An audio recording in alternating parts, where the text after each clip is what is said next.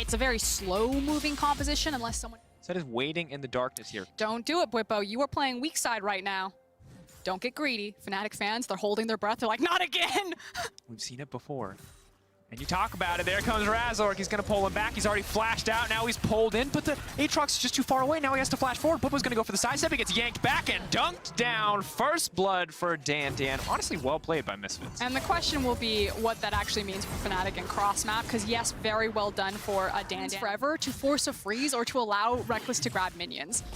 Oh no, Bwipo's getting aggressive, but Selfmade's on the way up. They have a lot of burst damage, but they're a little bit behind overall right now, and there's just a lot more effective combat stats on the side of Misfits. Bwipo's gonna walk in and get taken out one more time, and Fnatic already had Broxa, and Broxa would just come at their beck and call. He would sacrifice so much farm just to sit behind lanes or to hard gank them. So maybe this is just a wider problem of a synergy issue for Fnatic, but Selfmade to change up his pathing to help cover Bwipo, but now things have evened out, and it's now time for them to be more proactive. Try again. Snap back on the ball. They're waiting this time, but now he's dunked back under the tower. Selfmade, no! Finally, they managed to connect on the double shockwave, but now Nemesis is getting chased down. That's the Infernal Chains. The flash out to... The thing that went wrong was late game. That was a miracle Baron steal, It was Dracos. a miracle Baron steal, and so...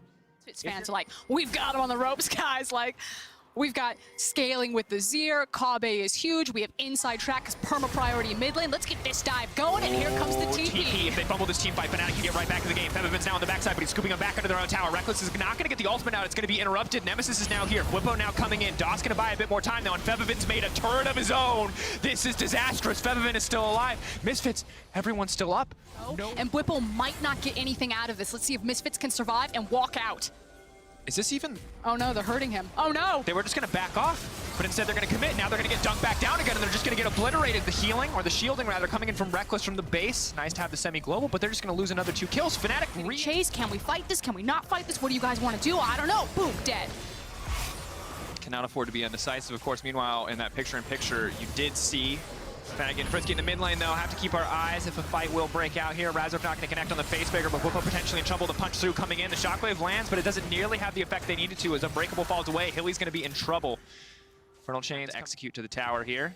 Now, while all of this is happening, the Rift Herald has gone down. Kabe has then had all of this time, all of this gold. And normally I look at a Cho'Gath who's got a feast, who could steal an objective away. I know, our Misfits on Vodafone. All right, agreed. Still, as though they buy themselves about 5 more minutes before the Elder is a big issue. Cloud, normally I would say is not the biggest deal, but given how clearly disruptive... Fnatic, no, like, we must sit here. We have a 1 minute 40 before the... Oh. Stealth, Kabe, knocked up, trying to get the pull back, the dunk down on the suplex, though. Doesn't look like it's going to be enough. Selfmade going forward, and he finds one. That's the first kill for Fnatic. He stealths up, he walks away. Doss now trying to look for the re-engage. Febiven coming in as well. Down goes Selfmade. Now comes the Rupture. Hylissang on the retreat, needs to leap over to Bwipo, but will not get the chance. Double kill in favor of Misfits, traded back for 1, and the shutdown. Until it's over, you really cannot count Fnatic out because they're looking for the engage once again. The Rupture is going to connect onto no one. Misfits will not find a re-engage. But it's the fact that Fnatic are falling back to their old tricks. Create a bush, stand in the bush, catch someone unaware, and then try to create a numbers advantage. But now, Misfits have them, all 5 members are here, they're just gonna tear through Fnatic in this fight. Dan on the front line is basically unkillable. They don't have enough damage to shut him down. Reckless on the backside does not do nearly enough. They get a perfect shockwave, but it just does not do the damage to take out a single member of Misfits, and now Dan's running him down. He's gonna back off. Bwipo looking for the Rupture. To dissuade Bwipo possibly going over the wall. It's a bit of a nightmare, though, for Oscarin, because absolutely destroying Fnatic in a team fight and ending the game. Okay, probably the last dance potentially for Fnatic. You're looking for a miracle steal or a miracle shockwave.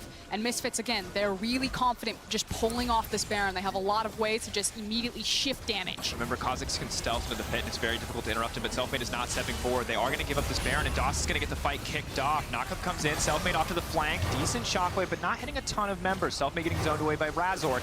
Low health bar. If he isolates himself, he's going to be in trouble. RKO walks back to the team.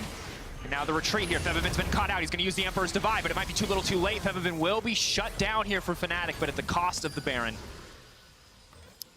Available to just make your life hell on one of those side lanes, especially because Fnatic at this point actually just need to be grouped up. They can't play this side lane game at all. If you're not in an advantageous position and someone on your team gets hit by CC against this Fnatic composition, they will most certainly go down.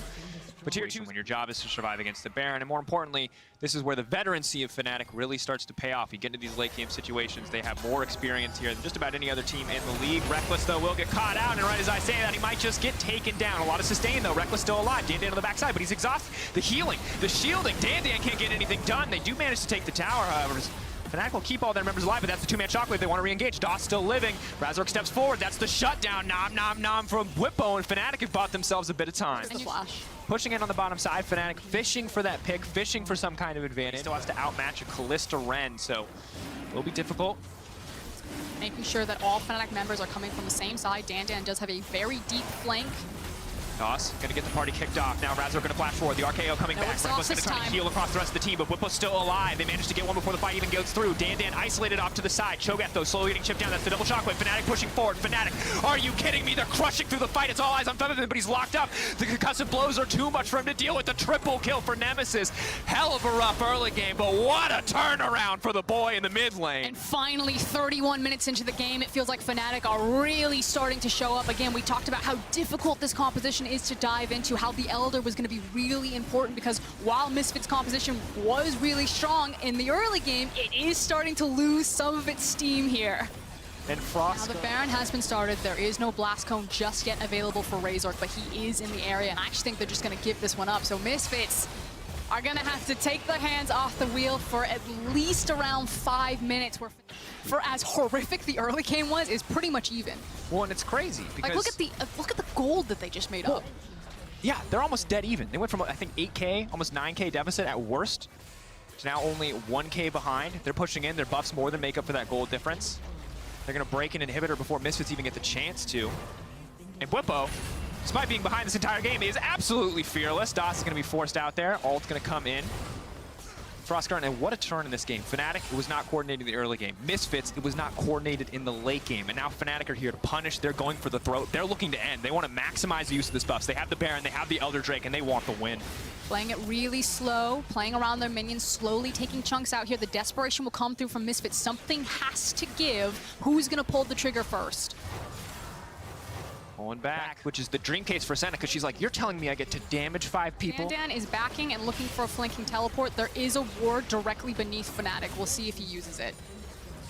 But for Misfits, tiebreakers, unless there's a 3-way tie, the team that wins in the second half, I believe, owns the head-to-head. Yep, which means that Fnatic would own the head-to-head with Misfits. Could be huge for playoffs, as this might be the last team fight. Slow, Selfmade trying to buy space. Good damage now coming in. Doss once again caught out. He's going to be locked down. Concussive blows has been proc. The flash forward for Whippo. That's a 3-man knockup, and there goes a big ult on the backside. Misfits caught out, taken down. Kabe's still alive, trying to do what he can, but he's throwing spears, and it's not quite having the effect. It is over. Reckless going to finish him off, harvesting that soul. Dan on the run. One more concussive blow stack for good measure, and Dan goes down. Misfits are done. Fnatic, catastrophic early game, but it does not matter. They hold. Timers are long enough. We're that's a ending big it now. Whippo.